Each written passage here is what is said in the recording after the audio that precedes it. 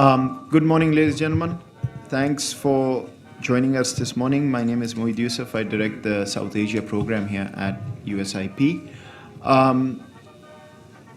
Today's panel is actually special for a couple of reasons, for me at least. One, that it's based on a very recent USIP publication authored by Dr. Moeed Yousaf to my left, looking at attitudes of Pakistani public school children and the links with the Pakistani textbooks. The other is that we talk so much about security in this town, and everything about Pakistan is security. We start from terrorism, end at terrorism.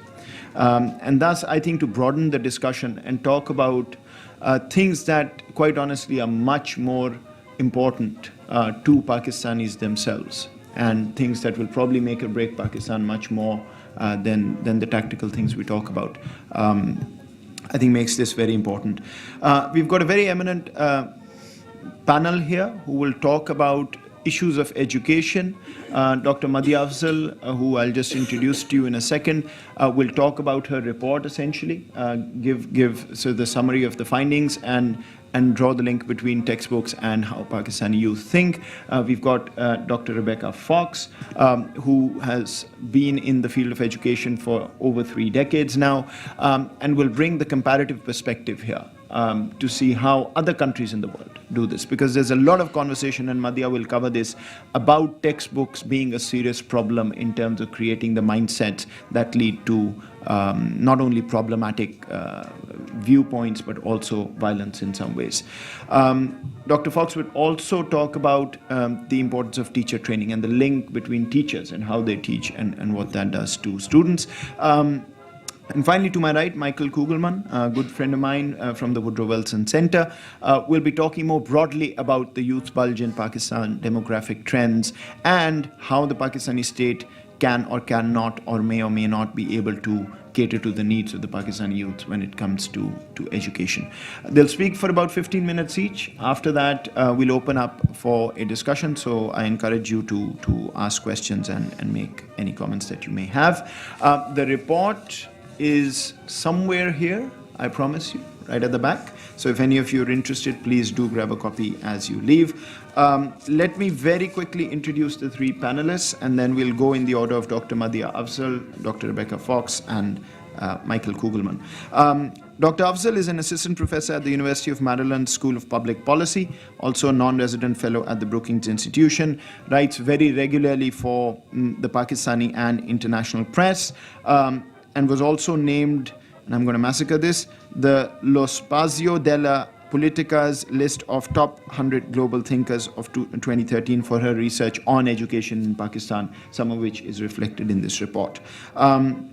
Dr. Rebecca Fox is the professor of education and the academic program coordinator of the Advanced Studies in Teaching and Learning program in the College of Education and Human Development at George Mason University. I got that right. And has been in the field of education for over 30 years, including interaction with teachers and teacher trainings in Pakistan. She's the author of over 45 publications, including a co-authored book. Michael is Senior Program Associate for South and Central Asia, South and Southeast Asia at the Woodrow Wilson Center, and oversees research, programming, and publications in the region for Woodrow Wilson. He's most recently worked on Pakistan's 2013 elections, India-Pakistan and US-Pakistan and US-India relations, but has also edited a book, I believe a couple of years ago, on the demographic dividend and the youth bulge in Pakistan, and probably the single most prolific writer in the Washington, D.C. think tank circuit. He fills up my inbox more than I really want him to, but in any case, that's a compliment. So, Madhya, if you want to take it on. Great, thank you. So I will start by sort of presenting the main findings of this report on education and attitudes in Pakistan. And before I start off, the conventional wisdom on this topic is that more education is correlated with better attitudes, if you will. So more tolerance, less radicalism. But this conventional wisdom has been debunked by empirical evidence. So what I'm doing here is taking a look inside the black box of schooling in Pakistan, if you will, at what at the content of the curriculum and what you're learning and how you're learning, and looking at that and how that affects attitudes. So that's sort of what the report is about. I'm looking at sort of a set of attitudes, perceptions of terrorism, the United States, India, and minorities. Okay. So here you see a couple of pictures from the fieldwork that I did, and for good measure, I brought the textbooks that I looked at as well. All right. So why do attitudes matter? Why do we care? Well, first of all, as I said, the attitudes I'm talking about are an array of intolerant, biased, maybe even radical attitudes that are sort of negative views of the US, of minorities, of India, but not necessarily overt sympathy for the Taliban. So let me make that clear here. The Pew Global Attitudes poll from the spring of 2014, this is even before the December 2014 attack in Peshawar that killed about 150 school children and teachers. Even before that, only 8% of respondents in Pakistan in the spring of 2014 reported having favorable views of the Taliban. Only 12% reported having favorable views of Al-Qaeda. So there's not necessarily expressions of overt sympathy for the Taliban. That's not what I'm sort of trying to look at here. The problem is sort of a confused narrative about terrorist groups. So from that same Pew 2014 survey, when asked to choose, 51% of respondents said that India posed the greatest threat to the country, relative to 25% of the Taliban of respondents who said that the Taliban posed the greatest threat to the country, and 2% who named Al-Qaeda, right? So reflecting a national narrative that still places India as a greater threat than the Taliban. Okay, so these are the attitudes I'm trying to understand. Okay, why do they matter? Well, I argue that these create an enabling environment for militants. And in Pakistan, they're particularly problematic because they exist in conjunction with a great deal of violence, both terrorist violence and violence against minorities, attacks against minorities, as well as mob violence against minorities, such as when somebody is accused of blasphemy. All right. So the components of the study are that I took a qualitative approach to narratives, so attitudes. So attitudes are treated as narratives and not as rankings on a favorability scale. What that enables me to do is to look at the links between attitudes and the education system vis-a-vis the media, state narratives, societal narratives, what students are studying in the home, and so on. So that enables me to trace out what's really causing narratives to be a certain way or the other. I engaged in fieldwork at sort of the very source of the issue, if you will, in high schools in Punjab, in Pakistan, and there were sort of three elements of this fieldwork. One was a textbook analysis, and these are some of the textbooks I studied, and then I sat in classes, in particular Pakistan studies classes, and also engaged in very detailed student focus groups, as well as teacher interviews. And these student focus groups form the crux of the narratives that we're going to talk about. So Pakistan studies is a core class, a core subject that students have to take before their board examinations, which sort of determine where they're going to go in life. If they fail the board exam, they don't have a metric degree. This is the secondary school board exam in Pakistan. So it's a very important sort of point at students' lives. And then I'm looking at the government curriculum as it's taught in both public as well as private schools. So the important thing to note here is that I'm not looking at madrasas directly and not looking at elite private schools that follow the British board exam. So this is something, both are something that I'm going to be looking at in, and that I'm already looking at in current research that's sort of ongoing. So let's delve into what the curriculum is in Pakistan. So the curriculum in Pakistan has changed over the years. In its current form, okay, by and large, it was introduced in the early 1980s. Okay, and this 1981 University Grants Commission directive to Pakistan Studies textbook authors makes sort of the aims of the curriculum pretty clear. So I'll read out here. It's to demonstrate the point of the Pakistan Studies textbooks, that is to demonstrate that the basis of Pakistan is not to be founded in racial, linguistic, or geographical factors, but rather in the shared experience of a common religion, to get students to know and appreciate the ideology of Pakistan and to popularize it with slogans, and then to guide students towards the ultimate goal of Pakistan, which is the creation of a completely Islamized state. Okay? So the textbooks, it's important to note, in the 50s and 60s did not look anything like the textbooks past the 80s. So a brief overview of the textbooks, sort of on certain key points that are relevant to the narratives I'm going to be talking about. So first of all, the Pakistani identity is defined as equivalent to Islam. Pakistan's ideology, which is a very important concept in these textbooks, sort of that takes up much of the first couple of chapters, is equated entirely with Islam, and these textbooks begin to the exclusion of religious minorities. Okay, jihad is mentioned, the pillars of Islam are mentioned in the first chapters.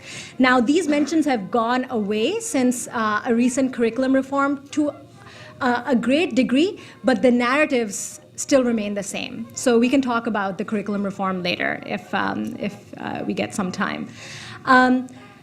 On India and Hindus, the books are pretty relentlessly one-sided and negative. So some of the words mentioned, used sort of frequently are conspiracy, and these are from the latest textbooks. Conspiracy, cunning, hostile, destroy, biased, deprive, ruin, hatred.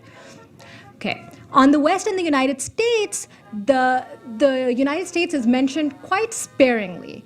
But when it is mentioned, it is sort of conceived as having betrayed Pakistan at sort of key points in its history, especially the 1971 war. And the US and the West are considered to engage in conspiracies against Pakistan. So that's an important point to note.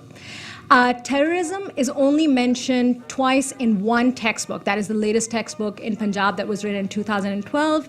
And it's a very sort of cursory mention. All right.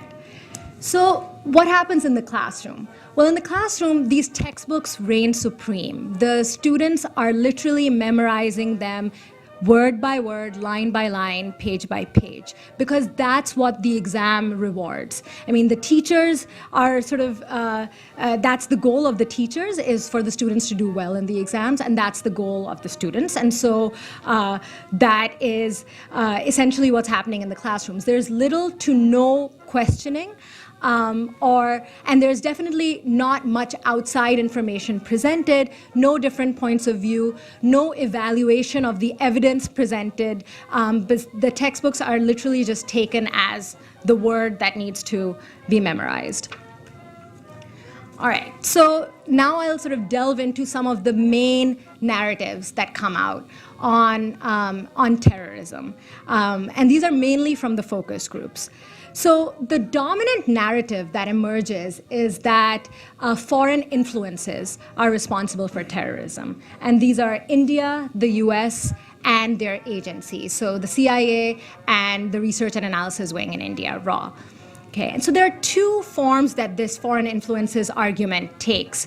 One is a conspiracy theory form, that that India, the US, their agencies are out to destroy Pakistan, and for that they're either training, funding, arming, or providing terrorists. So that's sort of the conspiracy theory version. Underlying that is the idea that Muslims can't be responsible for killing other Muslims. The second is a more sort of nuanced argument, which is that terrorists are engaging in attacks in retaliation for the US war in Afghanistan or for drone strikes. Okay? All right. So The other three explanations, there were three other narratives that also came out on terrorism.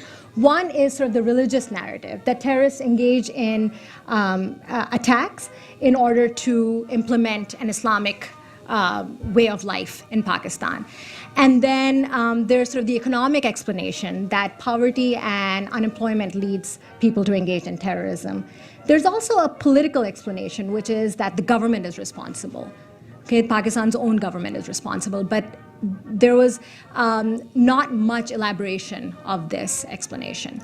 So what's the bottom line? I'm not saying that the textbooks are leading to these narratives on terrorism, but the framework of blaming the US and India is consistent with textbook content. The religious motivation is, can also be reinforced with textbooks because the textbooks talk about jihad being all right, something that is encouraged even in order to spread Islam. But the bottom line is that it's really a combination of societal narratives and the media, along with the propaganda of extremist or militant organizations that helps form views and may predict radical views. Okay? All right, on narratives on America, and then I'm going to go sort of relatively quickly here. There's the main view is that the U.S. is seen as dominating Pakistan. This is unwelcome, and the U.S. impinges on Pakistan's sovereignty. There's sort of the views that follow through from this foreign influences argument, but positives and negatives were acknowledged in the relationship. And in sort of the narratives that come out, history is invoked. So 1971, the 1971 war is invoked, and the U.S. is considered as having betrayed Pakistan. So that kind of follows exactly from the way things are depicted in the textbooks, but recent events also take center stage. So the Osama bin Laden raid, the Raymond Davis incident, those are pretty important in how students sort of discuss the US. So the bottom line here is that while the textbooks outline a skeleton of perspectives, if you will, on the US, the media and societal narratives then flesh out that narrative. All right. In the interest of time, I'm going to skip minorities. We can talk about that later if we have some time. But on India, the students basically came out with sort of two main sort of narratives: that India was historically an enemy, and that it's currently sponsoring terrorism in Pakistan. Historically an enemy is sort of exactly sort of in parity with the textbooks. But the current sponsoring of terrorism in Pakistan, while that is sort of, again, you know, the textbooks don't, the textbooks are sort of consistent with the blame India narrative. The current sponsoring of terrorism in Pakistan done by India is something that the army, the state, talks about quite a bit. So in April, I was in Pakistan in April and through early May, and there were a lot of media reports, newspapers, TV, with the army sort of giving out statements that RAW, the Research and Analysis Wing in India, is consistently instigating terrorism in Pakistan. So certainly textbooks and schools play a role, but current views are really defined by media and the state. All right, so to sort of conclude, and then I'll give some recommendations that follow through from this. For many views, we do see a direct correspondence between what the textbook content is and what students say, which then appears to be sort of fleshed out or beefed up by society and by media. But why is Pakistan's current educational system, why is that so important? Because it doesn't equip students to counter the problematic and prevailing narratives that are propagated by the media, by society, by the state. In fact, it both creates and propagates narratives of its own. Students have no ability, they're not taught how to question these narratives. They're not taught how to evaluate evidence. And that, in my view, is key if one is to counter these narratives of the state and the media and indeed of militant groups. So in terms of recommendations, I argue that what Pakistan needs is a massive overhauling of the curriculum. The curriculum reform that took place from 2004 to 2006 largely failed. It made marginal changes, marginal improvements, but it did not change overall narratives. The goal, I argue, is to follow an international level curriculum that incorporates rigorous analysis, critical thinking, and aims to teach sort of tolerance, peace, and create global citizens. And so, one, I argue that world history should be taught as a core subject. In sort of the discussion, I'm happy to talk about this, but I engaged in some focus groups with university students when I was in Pakistan this month. And these university students are studying history at their master's level, and they actually went through the same education system, and they said that they had exactly these views, you know, in grade 10, grade 11, and so on. But since they've come to university and since they've started taking world history and they've been engaging with teachers and professors who have a much more sort of holistic view of things, their views have changed drastically. So that's a sort of a hopeful and important point to note. I also say that official textbooks need to include a full view of history, present both sides of the story. In India, the federal level textbooks actually present the views of partition both from the Pakistani perspective as well as the Indian perspective. Now I'm going to talk in a minute about how I know that the state sort of textbooks in India are pretty bad, but you know, the federal level textbooks offer a nice sort of example that one can perhaps follow. I say that the books need to reflect international scholarship. They can't be authored necessarily by foreign scholars, because in Pakistan that will never fly. These books have to be authored by Pakistani scholars, but need to reflect international scholarship on these issues. The sort of second recommendation is that we need to sort of halt the flow of terrorist narratives that exist in mainstream media, in mosques, in madrasas. Because one, the students are not equipped to counter them at this point, and two, these narratives are very much out there in the mainstream in Pakistan. Now, with the National Action Plan post-Peshawar, Pakistan has at least recognized that this is a problem and has argued that this indeed is a recommendation from that National Action Plan, but implementation of this still is not fully there. And finally, and this is the most important thing, and this is sort of the elephant in the room, the state narrative needs to be altered. So the state is the architect of the curriculum, right? As you could see from the University Grants Commission directive, the state is exactly why this curriculum exists. The state considers it in its interest to propagate conspiracy theories. The state considers it in its interest to define itself in opposition to India.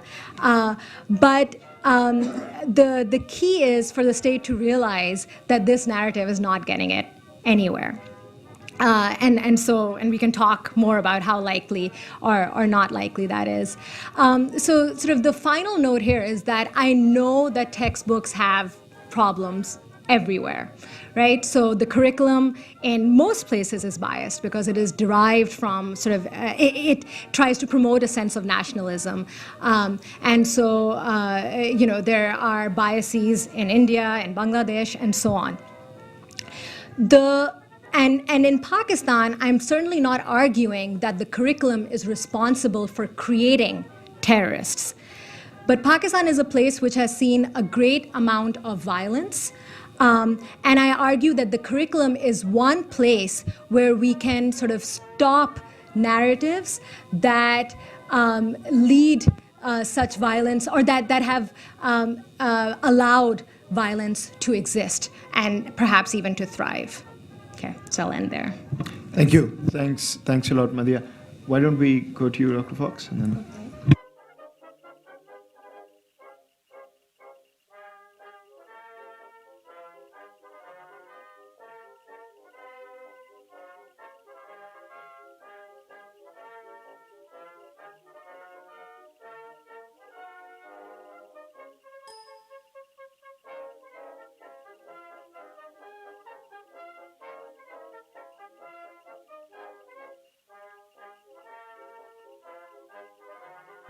Thank you. And it's a wonderful opportunity to be able to address some comments, particularly through the lens of teacher education, to be part of some of the solution finding for this area of the world. And I believe that Dr. Afzal's research and our conversation today are also going to expose some of the complexity of the issues and the challenges that are faced. And I think voices and work together, both from the inside and the outside, are going to be part of the solution finding that we have. Using your wonderful research on the textbooks and on the materials, the curriculum available, I'm going to talk a little bit further, and not only will I share a little bit of a comparative perspective through an international lens, but I think it's very interesting to look at what is happening in Pakistan and think about it in terms of the current needs of the country, but also how we can bring this conversation forward to find some solution-making pathways. Curriculum design and reform take a tremendous amount of time, and you don't know what happens to them until they're already done, and then we're years down the road. And so this is where I think it's important to, to look at possibilities for things to be done simultaneously with the curriculum reform. I couldn't agree more that curriculum reform needs to happen. And this is true in many, many countries where literacy is an enormous challenge, particularly for areas in extreme poverty. So I know Michael's going to talk about the educational landscape, so I'm going to give that off to you in just a few minutes. But I want to just bring out what I know about the extreme differences in and around the country, urban challenges, rural challenges, challenges of students living in different economic situations, students who have had effective teachers and students who have not had the advantage of effective teachers. What is happening in the schools, how the administration leads those schools. That part of the educational landscape only opens the door to some of the discussions that need to be had. So I just want to turn us to some other important variables. And I'm going to use the term multi-pronged actions because I think that whenever we have problem solving that needs to happen, when we look at it from both through multiple lenses and looking at multiple variables, we also need to attack it, if you will, in lots of different ways. So as educational researchers, we need to band together. So folks working in policy, folks working in governmental issues, folks like myself who are working in teacher education and educational research, how are we going across these different areas, these different disciplines to pool our research findings together? When we do qualitative research, such as this one, it's so important because you really get below the surface, but we don't generalize. And so by having multiple types of qualitative research that we're able to contribute to the forum for discussion, that is going to inform some of the deeper issues that exist in different contexts across the country. So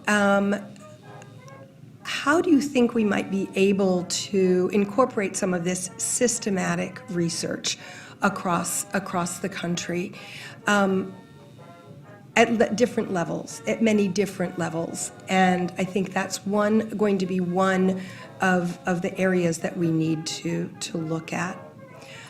I'm going to talk about what we're doing in teacher education and give you some examples from some projects that I've had in other countries as well as in Pakistan. And we've been looking at the effects and the importance of teacher education along the continuum of an educator's life. So what we do as educators is hugely important in the classrooms. How we do it, how we look at the impact of our work on the students in our classrooms. That starts as we work to prepare teachers. And I'm going to use the term teacher education because in so many countries of the world, there's a term teacher training. And I want to get away from that term because training gives off the idea that I'm telling someone exactly what they have to do and how they have to do it and when they have to do it. When we work as teacher educators, we equip teachers, pre-service, in-service, early career experienced, with multiple strategies, ideas, approaches, research knowledge in order to be able to effect change in our classrooms. So teacher education includes concepts of developmental phases and stages that students go through in their lifetime. Teacher education includes content-specific as well as discipline-specific knowledge. I have a couple of slides on that in a second. So these 4 areas of looking at teacher education in the pre-service, which I mean those students who are preparing to enter the classroom, ongoing professional development that's robust, that meets the needs of the teachers in their contexts, that understands and honors what they know and can do, but helps them move forward to new steps. Hugely important in Pakistan, in the US now, everywhere in the world, is teachers' knowledge of culture, the development of intercultural competence, and teachers' knowledge of the role that first and second language, mother tongue, plays in students' ability to understand, engage in, and be being successful as students. So these areas are going to be ones that I'm going to be looking at. So I believe that there's some real changes called for in teacher education. And I just mentioned my dislike, I suppose I should say, of the term teacher training. Teacher education needs to be put in place for teachers working with students from the very early ages all the way up through the more advanced levels. So we also need to establish a culture, if you will, of career-long professional learning, and funding and the means to do that need to be provided. So I think you're hearing some governmental connections there coming into what I'm saying. So from teacher preparation through induction, which means those first couple of years, through early career, which we define as maybe the first 5 years, we want to retain those teachers in the classroom. We also want to provide professional learning and mentoring knowledge for experienced teachers. When you think about the fact that we have teachers who have been dedicated to their career for many, many years, but perhaps went through their teacher education or their teacher training programs many, many years ago, the landscape has changed. Teachers' knowledge needs to also be commensurate with that landscape change. When we work with pre-service teachers, when we look at both content knowledge, because that is hugely important, that teachers know the subjects they teach and how to teach those subjects to students. So content knowledge, discipline-specific knowledge, but that's not enough. They also need to have pedagogical content knowledge. That means, how do you turn a classroom into a classroom where students are the inquirers? How do you turn a classroom into interactive learning, where students are engaged in creating their own questions? So they read what might need to be read, but then they flip that around and they come up with questions that are meaningful to them. Because in learning, we know that when we are the most engaged ourselves, that's when the most learning occurs. And I can't tell you how many classrooms I've been in where students do nothing but sit very properly and repeat exactly what is said to them. That's not questioning. That's opening your head and hoping you will be able to remember what was just said to you. That's not wrestling with physics problems or concepts. That's not taking what's in a textbook and trying to imagine, how does this apply to me? How might I want or need to use this in my own life? What is the applicability for what I might be able to do? So those are very important pieces. Formative and summative assessment processes. So I know that a lot of the rote learning is assumed to provide good grades on final exams. However, we also know that that's not really learning, deep learning. So we want to promote critical thinking skills and develop those skills from an early age onward in a developmentally appropriate ways. Understanding and helping teachers become researchers in their own right, in their own classrooms. We need the voices from those individual classrooms in the form of research. So not my opinion, but the data in my classroom say this. This is what my students have done, and how do I get them to do even more? So that's hugely important. And in pre-service teacher education, we also want our students to know languages, know culture, and develop our own intercultural competence. The same thing is paralleled for our experienced teachers. But we don't start from helping them first understand what it is to be a teacher. We need to take them from where they are and from where their experiences are. And we want to hear what their questions are that are rising from their own classrooms. Why is this not working, but this one is? What might I do differently? So develop an increasing understanding of how critical reflection can also not only inform what they're doing with their students, but inform the types of professional development that they want to identify themselves for their own professional learning. And again, that term engagement is huge, because we know from educational psychology that if we are going to be engaged, we are going to be the most avid learners. So around the world, the entire world landscape is changing. In schools in the DC area, just in Fairfax County alone, we have 130 languages spoken in the schools, and that's a minimum, by the way.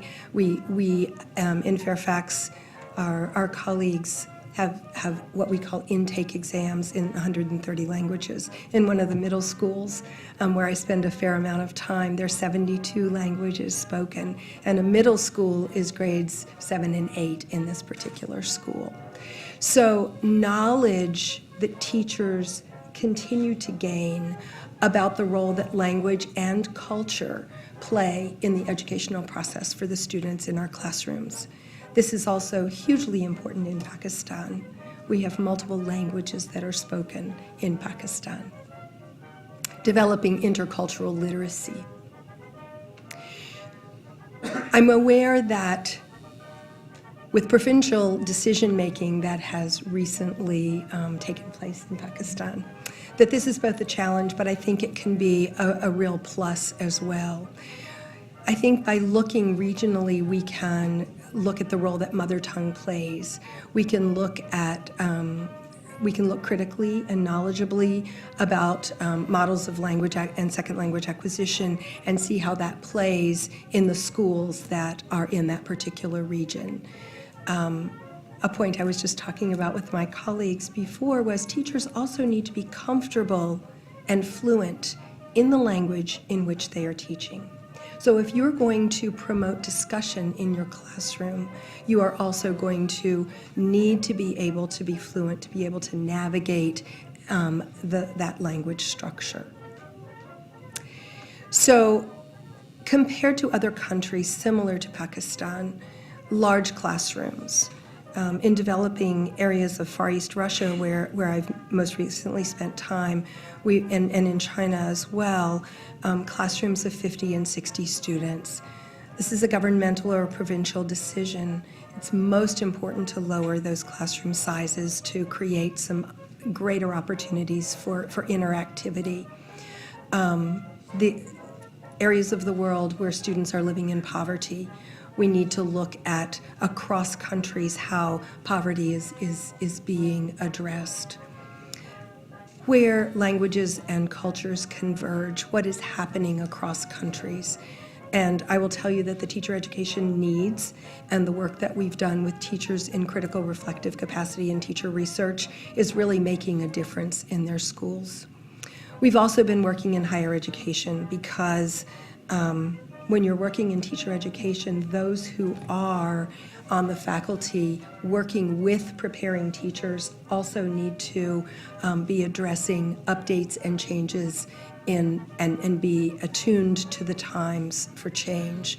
So in working with teams, we 2 summers ago started a project with National University of Science and Technology in Islamabad, and teachers of engineering, professors of engineering came and spent 4 weeks with us, and we worked both in content-specific areas and in educational approaches for looking at backward design, looking at interactive learning, look at authentic assessment, and using those for means of testing.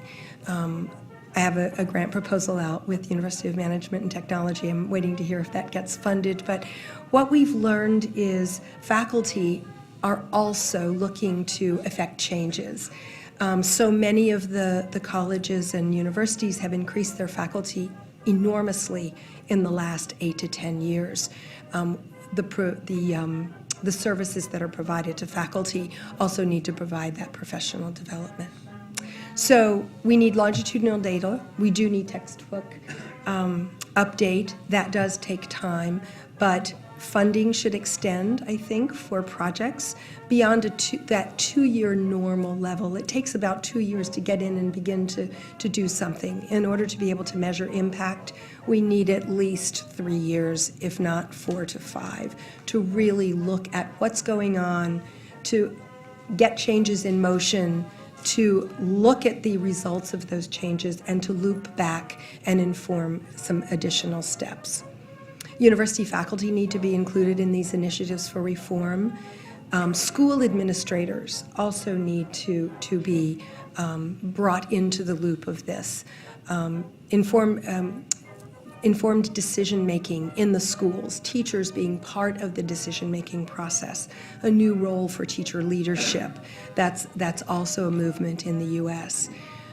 This is going to have impact on our K-12, our pre-K through 12 students, and they must also, our impact on their learning needs to be part of the research endeavor that we have. Thanks. Thank you. Thanks a lot, Dr. Fox. Let me turn it over to Michael, and then we'll open it up. Well, thank you very much. It's an honor to be here on this panel with you, Moeed, and with Rebecca and Madiha. And congratulations, Madiha, for the report. I'm struck by how the narratives that you heard from students and teachers, how it's all so familiar. As you suggested yourself, we hear this all the time in Pakistan on TV news shows. You hear it from religious leaders in social media. It's the talking points of a number of political parties, including the current one in recent weeks in particular. So I'd argue that these narratives are not anomalous, if that's the way to pronounce that word. They're closer to ubiquitous. So I think that this raises a question for discussion, perhaps later. Since so many Pakistanis subscribe to these views, what accounts for those that do not? Because there are a fair number of those that are not educated in the types of schools that you profile that do not necessarily share these views, even if they learn these things in school. So anyway, my task, though, is to step back and provide some broader context for Pakistan's education crisis. And I'll do so briefly in three ways. I will speak about Pakistan's youth demographics. I will highlight several challenges faced by Pakistani youth and how these impact their access to education. And finally, I'll say just a few brief words about youth radicalization prospects. First, on the issue of youth radicalization, youth demographics, I'll start with a brief caveat. As many of you know, Pakistan has not held a population census since 1998. It is very much overdue, and for this reason, projecting population figures is a very perilous task. The most updated and credible population figures come not from the Pakistani government, but rather, at least in my view, from the UN.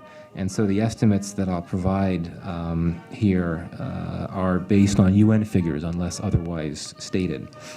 So there are essentially two basic conclusions to make about Pakistan's youth demographics. One is that Pakistan is a very young country indeed, as you all know. Pakistan has about, give or take, 190 million people overall, and 60% of them are 24 years old or younger.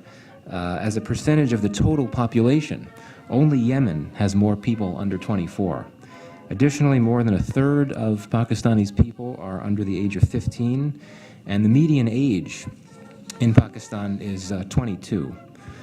The second basic conclusion about youth demographics in Pakistan is that Pakistan will be a very young country for a very long time. The 15 to 24-year-old bracket is expected to increase significantly in the 2020s. The under 24 population will still be in the majority by 2030. The median age is expected to be just 34 as late as 2050, and only 43 by 2100. And this will all happen against the backdrop of a rising overall population. Pakistan's annual population growth rate, which is currently 1.8%, give or take, is projected to remain over 1% until at least the year 2030. Population density will rise from about 218 people per square kilometer in 2010 to about 341 people per square km in 2050. Now, I'll bring in some global context, some global perspective here. Pakistan is certainly one of the world's youngest countries, but Niger has the world's youngest median age at 15 years. 9 other countries, one of which is Afghanistan, have median ages of 17 or younger. 10 African countries are expected to have a median age of 22 or less by 2050, when Pakistan's is expected to be 34.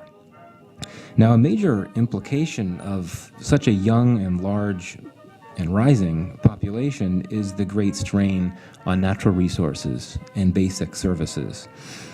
For so many young people in the country, meeting basic needs is an immediate and immense challenge. And a lack of access to basic services can compromise young people's access to education. For example, up to a third of Pakistanis lack access to safe water, and many end up consuming unsafe water. The result is a very large epidemic of waterborne disease that sickens untold numbers of children in Pakistan and kills 1.2 million of them per year, and according to some estimates, 630 of them per day. So many kids getting sick, so many kids dying from bad water is a tremendous tragedy. Among other things, it makes it very difficult for them to go to school. What doesn't help is that the public health system in Pakistan is really a mess. It's in a shambles, with only about 1 doctor for every 18,000 people. There's also a malnutrition epidemic in the country. UNICEF has said that it could kill an entire generation. So when kids are malnourished, those fortunate to make it to school will have a lot of trouble, will have trouble concentrating, they'll have trouble learning, they'll have trouble focusing and studying. And I think that the fact that so many Pakistanis are poor makes this all even worse. So in effect, when you're in no position to attend school or to focus or concentrate, then I think that school textbooks and curriculums, regardless of their content, it really amounts to luxuries. So what implications might this have for the notion of radicalization? On the one hand, plenty of impoverished young people in Pakistan become radicalized. Plenty of them go on to commit violent acts. Not to state the obvious, Pakistan is home to many young militants. And I believe Moeed, actually, in an article a few years ago, had observed that just about every terrorist attack committed in Pakistan since 9/11 was staged by someone under the age of 30, if I have that right. The latest British Council survey on Pakistani youth attitudes finds that escaping from poverty is the most common reason why young people in the country commit violent acts. Now, on the other hand, of course, there are plenty of impoverished young people in the country that do not become radicalized or become militants. And I think we could all be assured that there are plenty of young people in Pakistan with all the food, water, electricity that they need who become radicalized. I think that, essentially many succumb to the blandishments of extremist ideologies, regardless of their socioeconomic level or of their education level, for that matter. But setting aside this issue of radicalization, the youth cohort in Pakistan faces great hardship, and there really is great reason to be concerned, setting aside the issue of radicalization concerns. I'll just share very briefly a story, a very sad story of a young Pakistani who I think really embodies the challenges of youth in the country and the tragic consequences that can ensue. His name is Raja Khan. I'm sure many of you will remember this gentleman. This is not a tale of a teenage suicide bomber. It is a tale of a very simple, impoverished, unemployed, and likely uneducated young father. One day in October 2011, when Khan was 23, he left a note saying that he could no longer bear to live in poverty. He then walked in front of the Parliament building in Islamabad and he set himself on fire, and he died a few hours later of his burns. Many in Pakistan would later draw parallels between what Khan did and the young Tunisian food seller who set himself on fire in front of a government building in Tunisia, triggering the Arab Spring movement. Now, to get a different type of sense of how difficult it can be to be a young person in Pakistan, consider the prize-winning essay from a recent contest, which was sponsored by a youth organization in Pakistan. The contest asked participants to write an essay that proposes the ideal youth policy. The winner was a teenage girl from Lahore. She advocated that 100,000 Pakistani youth be, quote, exported each year to aging Western countries in need of young labor. So in essence, the winning entry proposed a youth policy that essentially gets young people to leave Pakistan. And polls have found some polls have found that 3/4 of Pakistani youth would welcome the opportunity to move abroad. One always needs to look at polls with some skepticism, but still it's worth singling out. Now, certainly the youth bulge in Pakistan is not all doom and gloom. To coin an academic term, though I'm not an academic, youth do exercise agency in Pakistan. And what I mean by that is that the country does enjoy a rich legacy of youth civic engagement. There's a deep activist streak that runs through the youth cohort in the country. Young people played a big role in the lawyers' movement back in 2007, 2008, a pro-democracy movement against President Musharraf. Some Pakistanis have said that this movement is akin to their version of an Arab Spring. There's often talk, getting back to the demographic issue, there's talk of how Pakistan can reap a dividend, a demographic dividend, if the young masses in the country can be successfully educated, if they could be trained and incorporated into the job market, then they have the potential to revitalize the country's economy. I fear, though, that this may be asking too much. Successfully educating the young masses anytime soon, I think it would be a truly Herculean task. Why? Because 25 million Pakistani kids between the ages of 5 and 16, which is nearly 50% of all children in that age group, are not in school at all. In Baluchistan, this is where the statistics really get scary. In Baluchistan, 66% of kids between 5 and 6 are not in school. The figure is 47% in Punjab, the most prosperous and populous province in Pakistan. Overall, 85% of Pakistanis ages 5 to 16 are not in school, and these figures come from the Alif Ailan organization. In recent years, economists have estimated that Pakistan will require about 9% GDP growth to successfully employ the country's under 20 population, and yet growth today, of course, is not 9%. It's somewhere around 3-4%. And according to official government figures in Pakistan, only about 15% of 15 to 29-year-old Pakistanis have completed secondary school, and less than 6% have received technical and vocational education and training. So to conclude, with all this in mind, I'd invite you to bring your attention back to the young man, Raja Khan, the one who set fire to himself a few years back because he couldn't bear to live in poverty. Right after he was buried, I think it was the day he was buried, his wife gave birth to their third son. And so today, assuming all is well, this boy would be almost 4 years old. So he's rapidly approaching school age. I think it's worth wondering what his prospects are for getting an education and for having a good life overall, given the challenges that he and so many other young Pakistanis face. I think we could only hope that his prospects will be better than his father's. Thank you.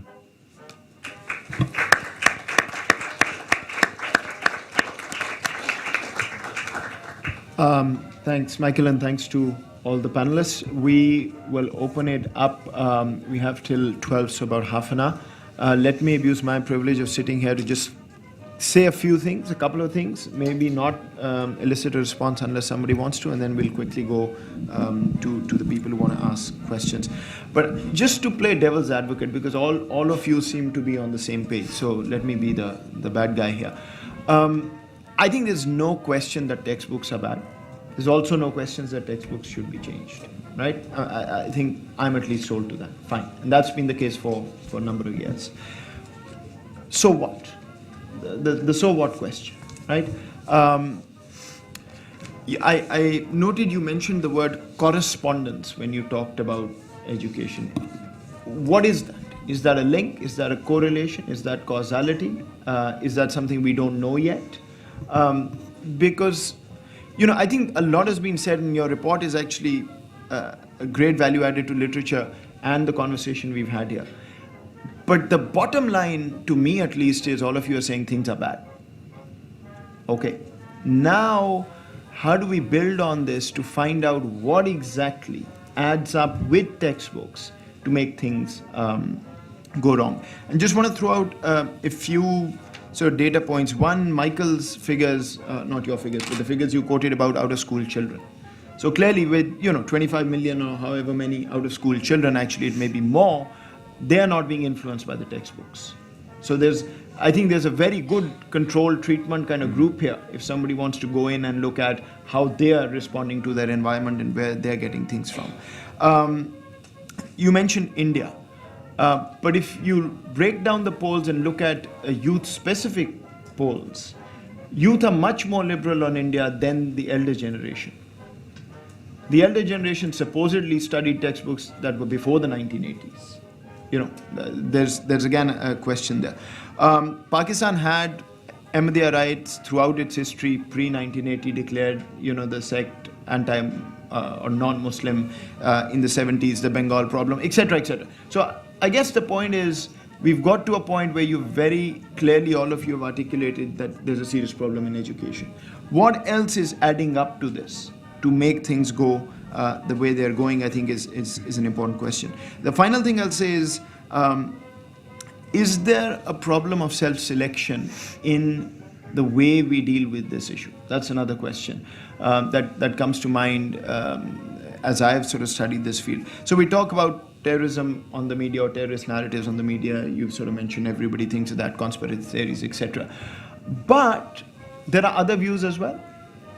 Pakistan's most popular TV show till last year when Geo, the big news channel, got into a crisis, was Najam Sethi's show, who's a very famous journalist, very much on the left when it comes to his views. Why? Why are people listening to him if they're so prone to these conspiracies? Anyways, I'm not looking for answers. We're just saying that I think we've got to a point where the conversation can really go forward now, and your next report should answer some of these questions. So let me open it up, starting with you, sir, and then I'll go around. Yeah, so Mike will come to you. Good morning. My name is Arnold Zeitlin, and I've been involved in Pakistani affairs since I opened up the first Associated Press bureau there in 1969. Two things. One, what is the source of the idea that the creation, that the goal of Pakistan was a completely Islamized state, as opposed to being a safe haven for Muslims? And two, what is the impact of corruption on education? I mean, we've just seen the breakup of a huge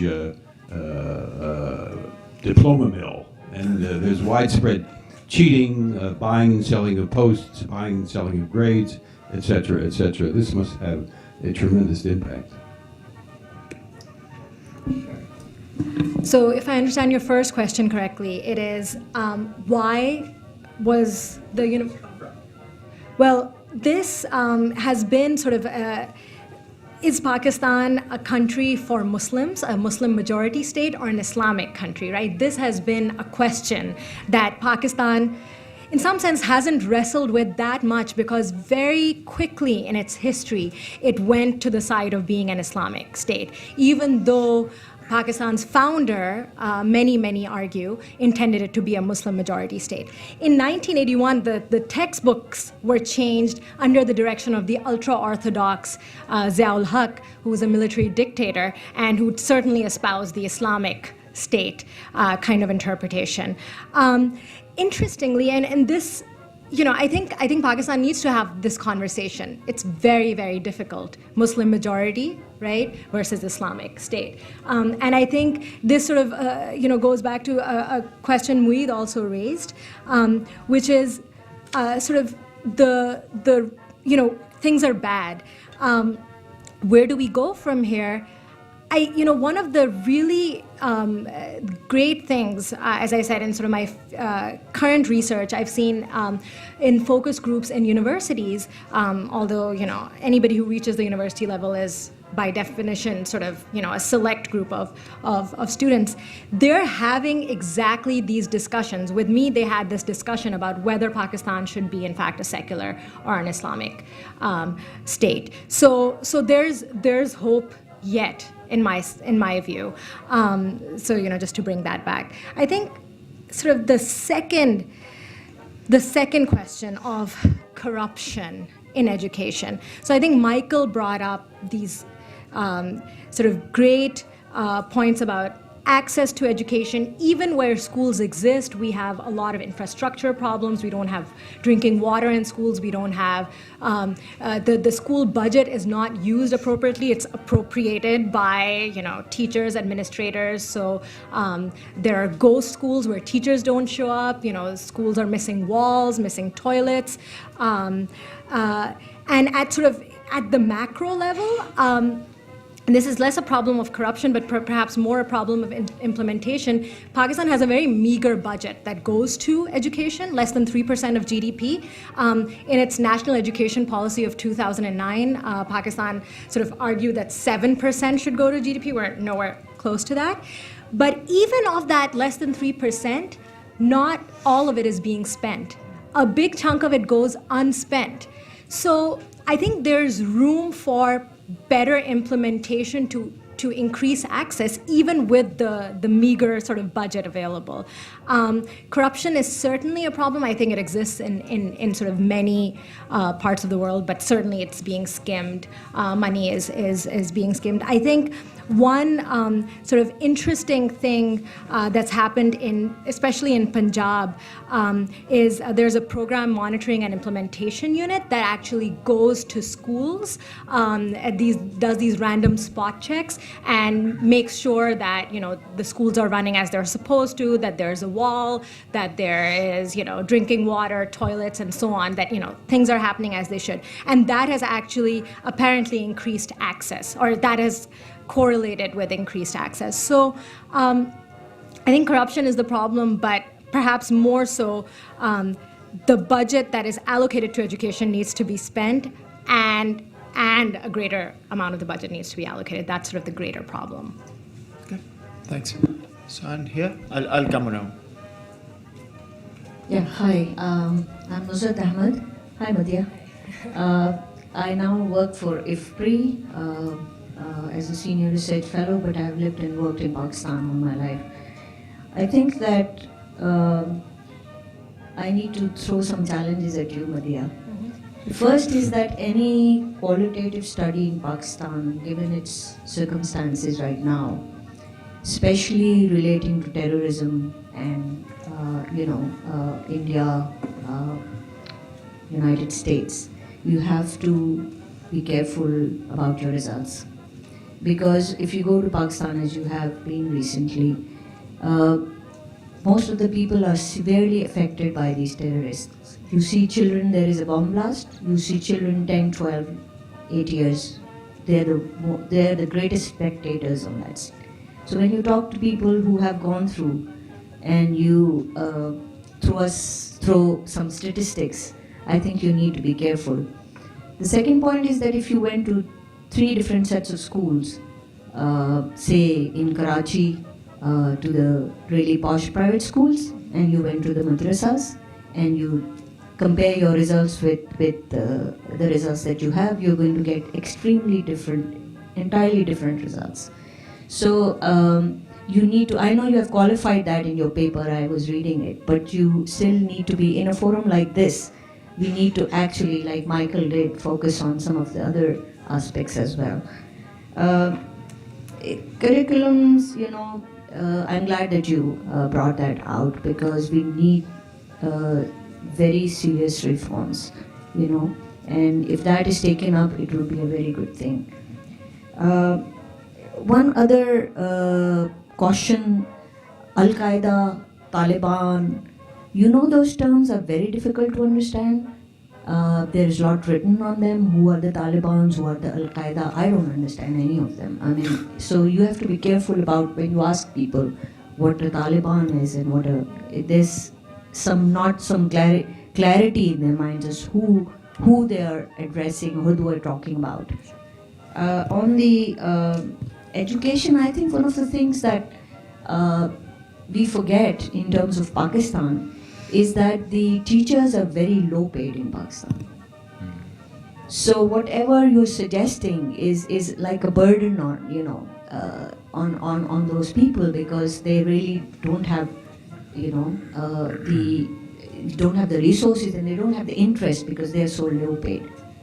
I think what we need to go and understand is that youth pulse, you talked about youth radicalization. I think we need governance reforms seriously. When the government fails to protect its youth, fails to provide them education, they will turn to groups which do provide some sense of belonging, as it is happening all over the world. If you see, the world is changing, it is becoming very violent. What is happening in Syria, what is happening elsewhere. So you need to understand the deeper context on these things. Thank you. Okay, thanks. Let me collect a few. We'll come back because of time. We'll go there and we'll come back. And if you could just keep your comments short and preferably ask a question. Hi, my name is Zainab. My question is for Madiha. Did you get a chance to also look at Islamic Studies curriculum? Because when I did my metric, the views on terrorism and like jihad and minority rights, that pretty much complemented what we were being taught in Pak Studies. Also, I'll just quickly respond to the gentleman here. In 1949, Objectives Resolution was passed in Pakistan that pretty much set the stage for Pakistan being an Islamic state and not Muslim majority state. So, Thanks. Let me get the gentleman here, if you can. Thank you. My name is Gopal Ratnam. I'm an independent journalist. One question for you. You mentioned in your report as well as in your comments about how the curriculum, the state is in fact the architect of the curriculum. And I think towards the end of your remarks you mentioned how, and so there's now post Peshawar, there's a recognition that it's not working. I just want to see if there's any evidence in fact that the state as a whole is now thinking or maybe looking at a curriculum reform one more time. And I just want to clarify with something Michael said. I think he said 85% of kids 5 to 16 are not in school. I just wanted, is that the right number? I just thought I heard. Yeah, it is. Clarify that. Okay, great, but that's not the question. Thank you. You want to take these? Sure. And I'll encourage Rebecca and Michael, if you want to chime in, please do. All right, so thanks for the questions and comments. So I'll try to address as many as I can.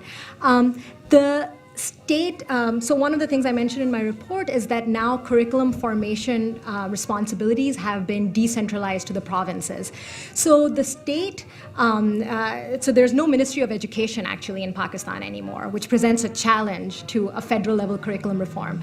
But there are the provinces, in fact, separately are some of them looking at curriculum reform, not always in the ways that we would want to. So in the KPK, the curriculum reform is sort of being rolled back to, for example, include mentions of jihad again. However, in Sindh, things are looking better. So Sindh, the Sindh Assembly, I think, has been trying to include Jinnah's August 11th speech to the Constituent Assembly in textbooks, which really sort of argues that Pakistan should be a Muslim majority state. So you know, hope and not so much, both there. In terms of Islamic studies, I did look at Islamic studies in sort of the pilot. But in the interest of keeping things focused, I chose to focus on Pakistan studies. A lot of the Islamic studies teachers, in fact, are imams at mosques, etc.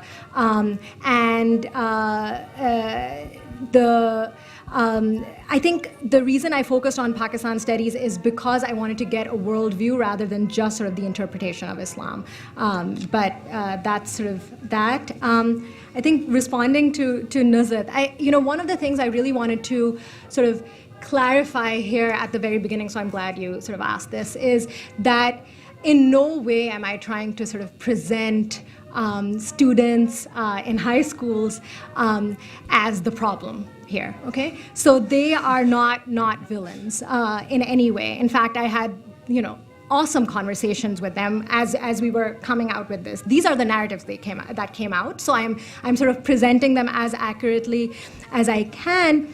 I looked at the official curriculum, but even in elite schools, these are the narratives that came out. The students were talking in English, were very articulate, but expressed some of the same narratives. Now, with the O-levels curriculum, I certainly think that things are different, both with the curriculum as well as with attitudes. And I think, Michael, one of the things that you asked is, what accounts for differences? So some of the very vocal people we see in Pakistan who are sort of liberal, etc., have influences that lie beyond the official curriculum, whether it is at the university level, whether it is having gone through sort of this British education system, whether it is having gone through the Pakistani education system, but having studied abroad, and other sort of influences. And I think just to sort of clarify the point on the Taliban and Al-Qaeda, I was sort of very clear that I did not mention the Taliban or Al-Qaeda by name, because this is sort of one of the main criticisms of public opinion polls, is that people will not respond to you if you sort of start talking about the Taliban and Al-Qaeda, or they may not know what this necessarily means. And so I talked about terrorism in general and violence in general, and then these are the things that sort of came out. If I'll just jump in briefly. clarifying your question, if I misstated the stat, I apologize. What I should have said, if I didn't, was that 85% of Pakistanis overall ages 15 and 16 are not in school. Are not in school, right. And just to get back to what was said over here, it's very complicated to say which types of schools are more responsible for these curriculums than others. Just in the sense that recent news, this gentleman that was arrested for allegedly being involved in the attack on Sabine Mahmood, he went to IBA, which is one of the top-of-the-line universities in the country. So it's a complicated story. Okay. Gentleman in the back, then we'll go here. Yeah, I have a rather perhaps simplistic question, but I haven't heard any mention. Do you mind introducing yourself? Just quickly. My name is Don Kirk. I'm a journalist. The reason I was in Pakistan, actually. I haven't heard any mention, maybe I missed it, of the influence of madrasas on the educational system and the role that they might play, aside from spreading a certain ideology and religious belief and fervor, the role that they might play in educating Pakistan youth. Maybe I missed it since I came in late, but it seems to me that, you can't really just, I'm sort of wondering how can you discuss education in Pakistan without mentioning at all the influence and the role of the madrasas. Thank you. Hi, my name is Sana. I'm a recent master's grad, so I don't know how to introduce myself anymore.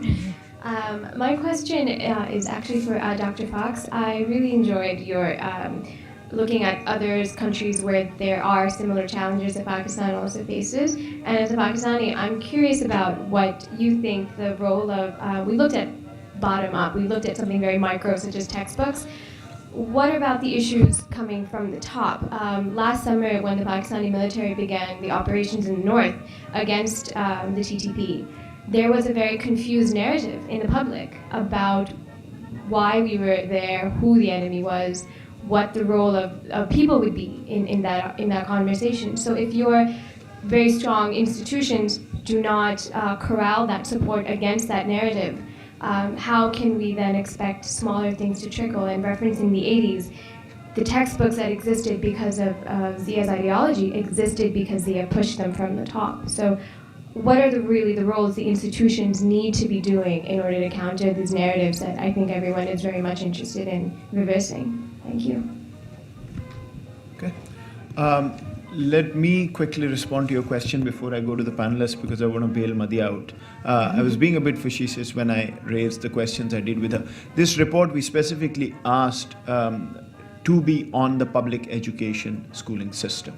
And the idea behind that simply was that there's a lot that's being written on madrasas already. But we forget that 2/3 of Pakistani students or children who are in school don't go to either madrasas or the private schools. And so the whole idea of this report, we actually boxed in Madhya too looking at this. And this, of course, the report is not self-containing. I mean, it complements a lot of the other material that is out there. And madrasas, I think, take disproportionate sort of space when it comes to education in Pakistan. But I'll leave it at that. Do you want to add? Okay, I'll start in and then hopefully you will feel free to add too. I think your question also helps to expose some of the complexity of what we're talking about. The hierarchical structure of the country, the traditional hierarchy, how people do or don't feel able to express personal opinions, how they are taught from a young age or not to be able to engage in respectful debate, how not so much from an American perspective of the word tolerance, but from the European and the French tolérance that really includes respect and regard, deep regard for others, how that is fostered from an early age and what the motivation and the engagement of the faculty at a school have with regard to their students. All of those are pieces of this puzzle. The fact that faculty in schools, in government schools, are so poorly paid, the absentee rate is astounding. How faculty are teaching with textbooks. I mean, the issues at hand are pretty incredible. When you had mentioned about this idea of correspondence and causality and correlation, we can look at correlations in our quantitative research, but when we look at correspondences in our qualitative research, the idea that we can look in different contexts and expose the deep, deep things that are going on, those deep aspects. So I think all of that is in part an answer to your question about why many issues are not being addressed. Both the teachers and the students don't, at this point, for the most part, have that ability to know how to approach this level of discussion so that things like what we're doing today that are based in research or that are based in what students are learning or not, what students are hearing and how they respond to the media, how that can be turned into an open discussion. That's something that's hugely important, and I'm glad that you brought that up.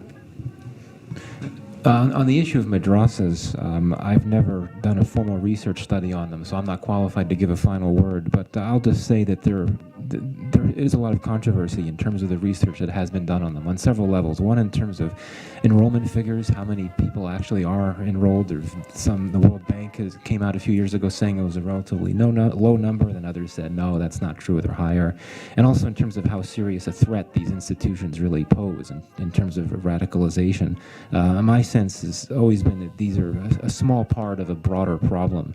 I mean, certainly some kids have been radicalized in madrasas, but more kids, I think, are radicalized elsewhere, and not always in schools. So I'll leave it with that. Sure. So, just to follow up on the point about madrasas, the one thing that I did see is that sort of this one student who had the most radical views and stood out from the others did actually attend a madrasa in addition to the school, in addition to the government school. So that's sort of an important point to note about madrasas. And there are other studies that have been done in madrasas that show attitudes being quite problematic that come out from there. So certainly that's the case. I think in terms of years of education, this is something that's being brought out quite a bit. So I wanted to sort of talk about the evidence out there. There's no monotonic relationship between years of education and attitudes in Pakistan when looked at quantitatively across the whole country. In fact, one of the reasons that I approached Moeed to do this study was because I had done a quantitative paper that looked at education in Pakistan, years of education in Pakistan, and found that while there was no monotonic relationship between years of education and opinions, looking at Pew global opinion, global attitudes polls data, PIPA data, and so on, I did see differences by gender. So boys, in fact, or men, as they got more educated, had worse views, which may perhaps explain partly what we saw with Saad Aziz, the IBA grad. But that's not to say that more educated men are more likely to just become terrorists, but they had worse views in terms of looking at outcomes. I think the one thing that I will say about teachers is that it is definitely an uphill battle, as people have pointed out. Not only are they underpaid, not very motivated, but thinking about what they need to do is sort of a two-step process. One, they need to be re-educated in terms of sort of content, and two, re-educated in terms of how to teach. But some of the easy things that we can do here to start off might be to sort of de-emphasize the matriculation examination altogether and have teacher-student interactions in classrooms being the way that students are evaluated. Two, we could introduce a different subject like world history and get new teachers to teach it. Again, no easy task, but rather than overhaul the entire system, some tweaks might be easier to start off with. All right.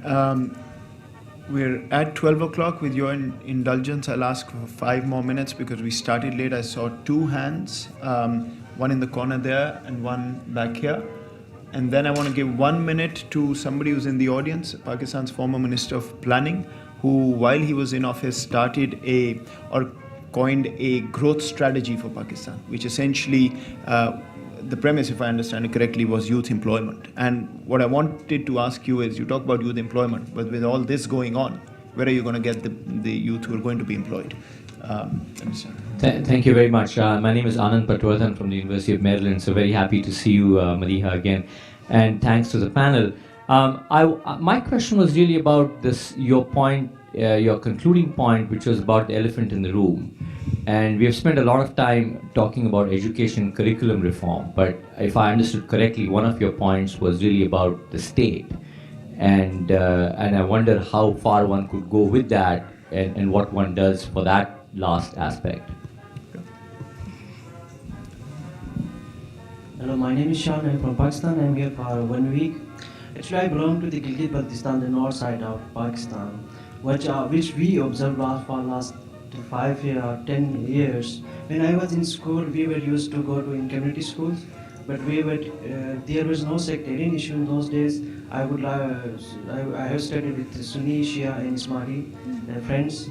Now, what's happening in last 3 years is in Gilgit-Baltistan, like apart from madrasas and private schools, there are now schools are building by different NGOs and different sectarian groups that are like focusing on this. They are very good in private school, like doing private tuition education. Their curriculum is like private. They have their own curriculum, which are very good. Some are teaching like Iran history of Iran. Some are teaching like history of Saudi Arabia, and they are also good at teaching the science to modern technologies.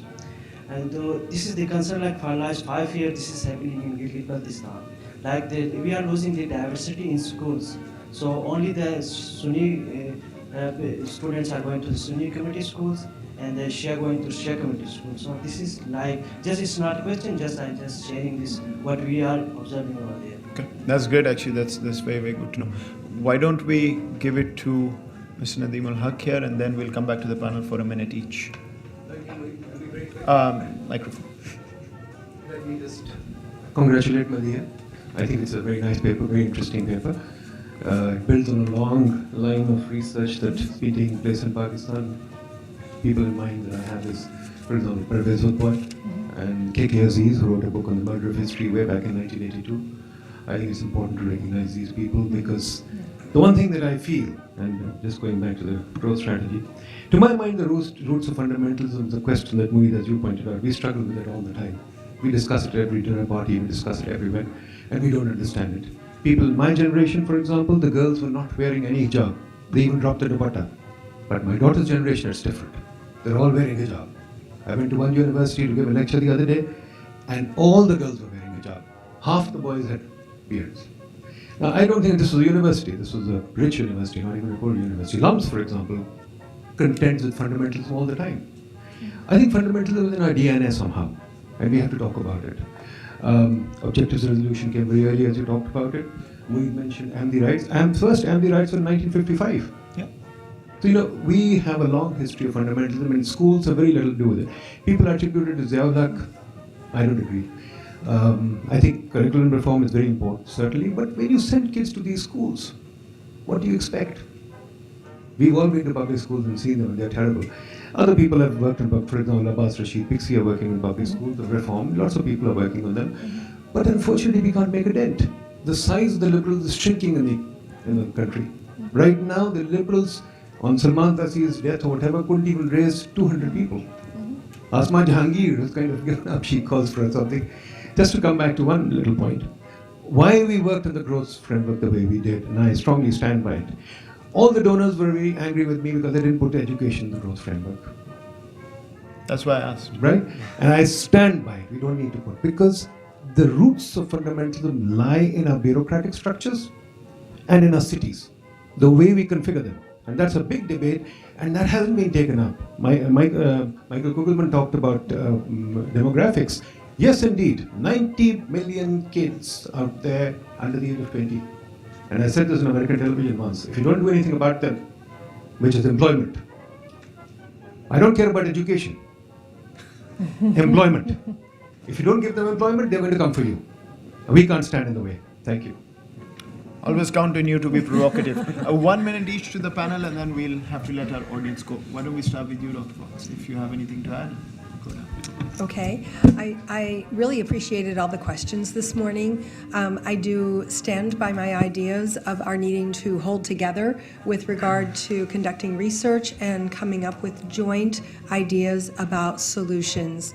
Looking at the complexity and exposing the complexities that exist in Pakistan are going to help us to be able to look at how there can be some solutions, both in a small basis as well as expanding those solutions to a broader spectrum. Working in the provinces can be a challenge with regard to curriculum, but I think that can also help when we're looking at languages and customs within a particular area. So again, working within to the broader spectrum and working from the broad down to the macro level, I think that's going to be a very, very important approach for us. I can't overemphasize the importance of working with our teachers to make the education for those who are in school viable education, and certainly to increase the opportunities for viable education for those who aren't in school. So thank you everyone for your excellent comments and questions. So I'll address Anand's question, and so I think I have some hope, but also a very healthy amount of skepticism about the state. And I think I've received emails from various, people, politicians, bureaucrats, saying they admire this work. And so I think, there are elements of the state which might be on board, but the state at large certainly is probably not at this point. So two things there. I think, Pakistan's Prime Minister, for example, has been talking about foreign influences derailing the China-Pakistan economic corridor pretty much every day, it seems like, for the last month and a half. So, again, the conspiracy entrepreneurs lie very much in the Pakistani state. So there isn't. That's where my skepticism comes in. I think what needs to be done is an incremental, but sort of the right kind of interventionist approach needs to be taken so that students can come out of these schools able to counter this kind of narrative. And so again, if you are teaching them how to think critically, they can question that. If you teach them if you teach them history in other parts of the world, they can question the version of history that's taught to them. So sort of done incrementally, sort of non-controversially, as much as possible is the key here. Very briefly, getting back to the issue of the state ultimately being the key issue here, the elephant in the room. I'd say an associated elephant in the room, if not the same one, we really haven't discussed this, is the role of the military historically. A country where the military has had a dominant role even when it doesn't run the show. Spending on the social sector has always been disproportionately low. Finally, on a closing note, because hopefully this can be on a positive note, I've always been struck how Pakistanis, at least those that I meet and talk to, how they perceive education, the respect they have for it, and how even those that don't have all that much money are really insistent on getting their kids to go to school, despite the challenges. So this is a very important conversation to be having today. So thank you for including me in it. Thank you. We're already over time, so I won't say anything more than asking you to please join me in thanking the panelists, and thank you for attending.